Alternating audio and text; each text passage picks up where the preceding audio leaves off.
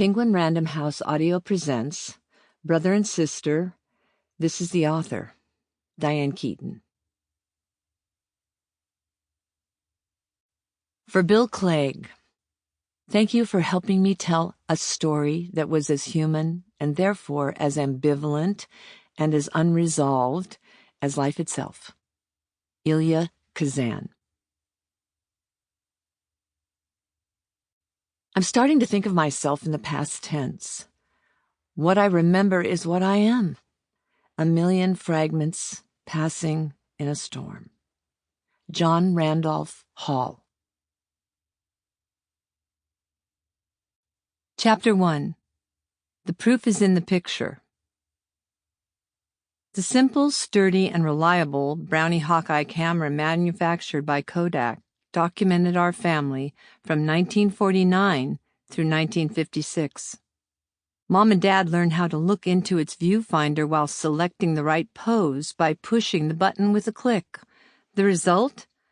Hundreds of white-frame, 4-inch squared pictures, including my 6-year-old brother Randy and 8-year-old me standing next to a clown at the Ringley Brothers Barnum and Bailey Circus. Another shot a year later features all 4 Hall kids in Halloween costumes Mom made. I was a gypsy, Randy was a clown, Robin was a princess, and little Dory was a bunny rabbit. And then there's the photograph our neighbor Ike must have taken featuring the entire Hall family gathered on the front porch dressed in Easter Sunday outfits. Ever-ready smiles in the black frame photographs solidified our place in history. Just as the ubiquitous advertising promised, we were the stars of our very own Kodak moments. All through these many years, Randy's smile remained a carbon copy of those that preceded it, deceptive and far away. In spite of our camera's all-too-ordinary results, imagery was a force to be reckoned with, especially for Mom. Thanks to her example, looking became a dedicated endeavor for all 4 of her kids. Cutting up pictures, collecting them, and making collages became a favorite form of escape, and one of our primary means of expression. We weren't alone. I can't count how many times at flea markets and antique stores I've come across abandoned scrapbooks packed with snapshots of long-gone families and friends on vacations, proudly displaying their new cars, holding their babies up to the lens. They were us, and we were them. Another 20th century American family smiling into the future. There's a photograph of Randy and me sitting at the top of a slide as a man walks our way. A young woman holds the hand of a toddler in front of a swing nearby. In the background, a power line pole leans to the left. Behind the pole, sycamore trees stand as a barrier framing the image. Randy and I seem so undefined, so similar. Who could have known how different our lives would become? And within those differences, how much would be the same? Now, at 71 years of age, Randy is in the process of dying. I guess the same could be said of me, his 73-year-old sister. Yet I'm the one who can still drive a car across town every weekend, sit for hours by his bed at Sunrise Villa, and watch his eyes scan the walls and ceiling until they find the window, and he sets his gaze outside. I don't know how much he registers from my cheerful reports of Dory and Robin, or how he experiences his bedridden days. But the truth is, I've never known how Randy experienced anything. I've only heard what little he chose to say, or read what he wrote in letters or poems. Why was his life so fraught with fear and anxiety? Even though we shared the same parents, the same schools, why were we so different? Why did he live his life without making even one good friend? Why couldn't he stop drinking? How did he come to write with lightning strike clarity and beauty, but also ominous violence? For many years when we were young, I saw Randy as an inexplicable burden. He was a nuisance, a scaredy cat, and a crybaby. As we got older, he became an absent presence, I avoided him as my life got busier while his got smaller and more difficult. Mother's endless need to write and record the story of the Hall family has helped me find a path back.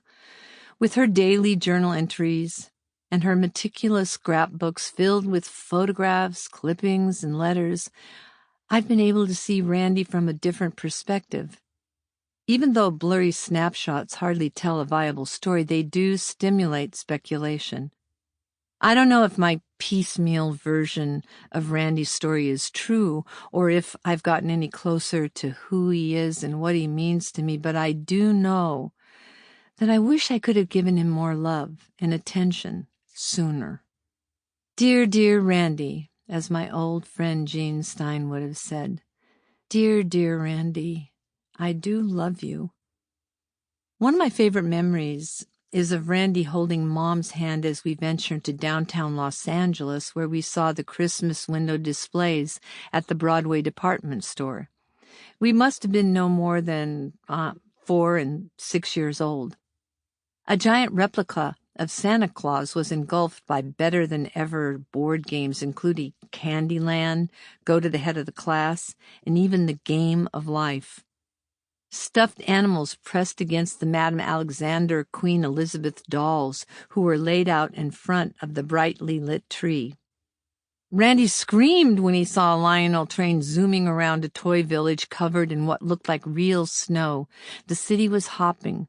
A couple of blocks over, Mom took us to the famous theme-driven Clifton's Cafeteria, where we picked out our favorite food and put it on our very own trays inside a giant sequoia forest as a band played on the balcony above.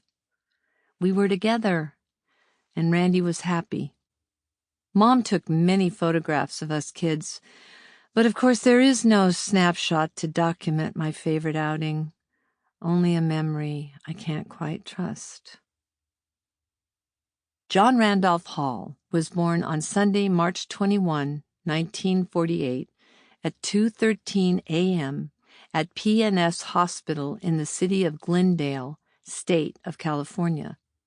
The circumference of the perfect blue-eyed, blonde-haired, 19-inch-long baby's head measured 21 inches. The first page of Mom's official Randy scrapbook features a large professional portrait of her one and only son. With his hair combed into a little peak at the top of his forehead, he has an unusually beguiling appeal. His eyes look off to the left, as if he's seeing something special.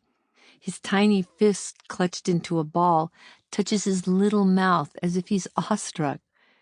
Is he seeing shadows of light and dark, or the wonder of our mother's face?